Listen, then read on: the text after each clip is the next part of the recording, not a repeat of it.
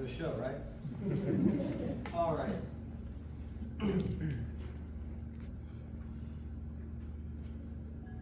What do you get when you combine a film noir private eye with loads of alliteration? You get a world of wacky wordplay that will assist a daring detective in solving the case of Sally's stolen seashells in Literation, Private Eye by Forrest Musselman.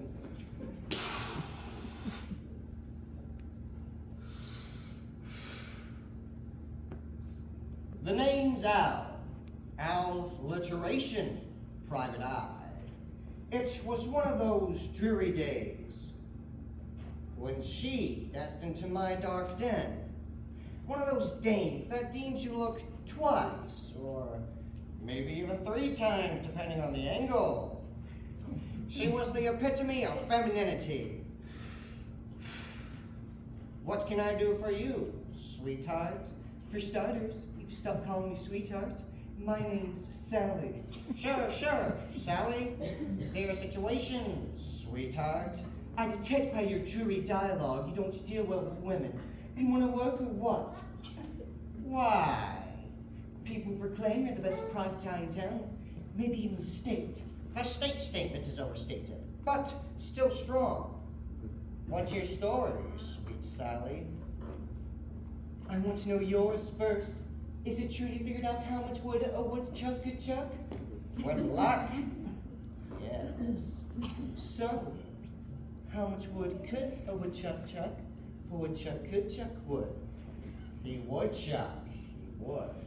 As much as he could. And chuck as much wood as a woodchuck would if a woodchuck could chuck wood.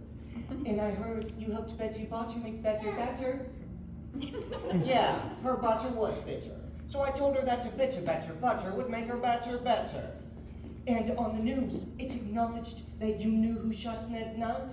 Some say Ned Knott was not shot, but Shy Shot said he shot Knott. So either the shot at Knott was not shot, or Knott was shot. So if the shot at Knott was shot, then Knott was shot? Yes, but if the shot, then shot was shot, not. But he didn't. Shot, not. Exactly. Let's quit the inquiry. What's your story, sweet Sally? I sell seashells by the seashore. Are you sure you sell seashells? Certainly. That's why I drove daringly to your destination. Someone stole my seashells. How many did you have? A slew. A slew of seashells. Yes. Can you candidly take the case? I'll see what I can do. And with that, I wistfully watched her walk her way out. I found my cap and craftily cruised to my prudent, rude, shiny Chevy. On shiny days, I like to sit and shift and sit. But today, I had work to do. Thievery wasn't my thing, I thought, but I had settled for the cape. This dame was making me lisp. Plus, I so needed the cash. But before I bustled to the beach, I stopped by Bob's bar for a beer and bratwurst. Hey, Bob. What will you wet your whistle with? I believe I'll buy a big beer, Bob. How about a box of biscuits? No thanks, Bob. A box of mixed biscuits? The crisp crust cracking crunchily. Just a brief beer, Bob. My buddy Bud brought back some blue balloons from a big bazaar. Beer, Bob, beer! You chasing a case? A beer? A crime case, you crazy coot. Oh, yeah. I'm gonna see about some slippery shells down by the sea. There's been a lot of thievery this past Thursday. You hear anything? Not lately. Louie let loose some lines for libations last night. Seems there's a new crafty crook cruising the causeway called Piper. Peter Piper? Probably.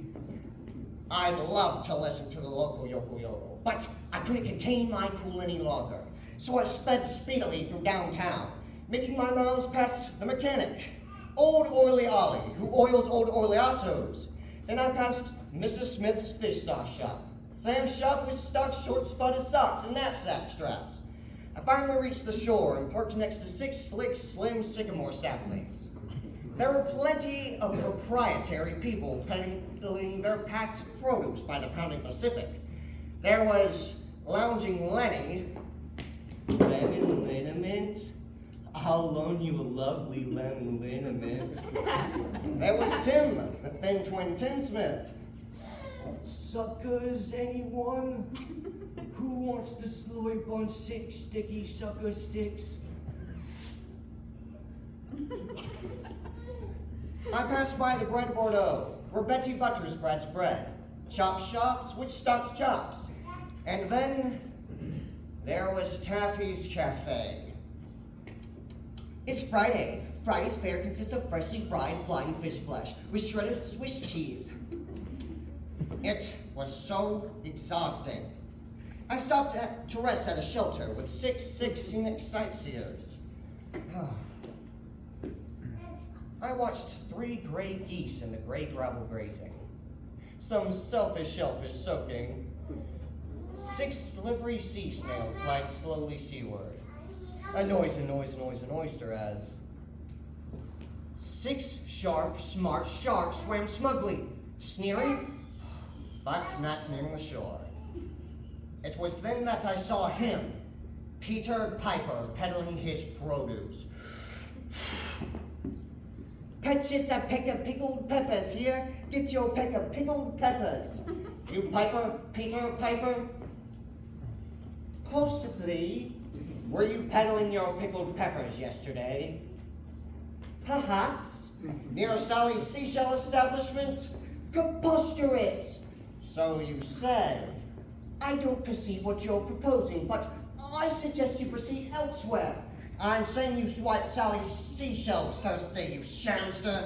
Thou needs to think through your thoughts. I thought a thought, but the thought I thought wasn't to the thought I thought I thought. Repeat, please. Never mind.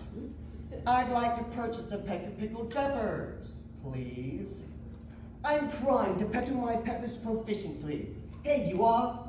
Please pay promptly. Aha.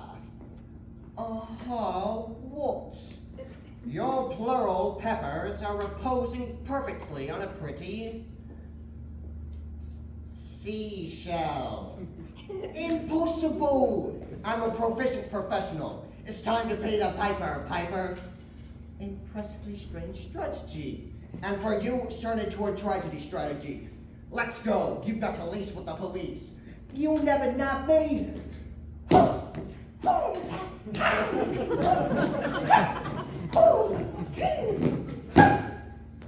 Piper promptly backpedaled and ran rushingly away. He sashayed into the sea, swimming south. Suddenly, 6 shimmering smart sharks I saw previously sharply struck his shins. Poor Peter Piper perished. But that's the price you pay, I suppose. It was then that Sally skipped to my side. Hot dang, detective, you daringly did it. Are you sure that these are your seashells, Sally? Certainly. Then I can consider this case closed. And quite quickly, too. I concur. Before, when I burst into your bungalow, I thought you were a beastly bum. But now you're the best. Bring it, babe. Hold hither your hands, you hound. Sally slapped me silly. Goodbye, you bum. And so, Sally sauntered south. She got her seashells back, and I solved yet another serendipitous case. But that's what I do. A Literation, private eye.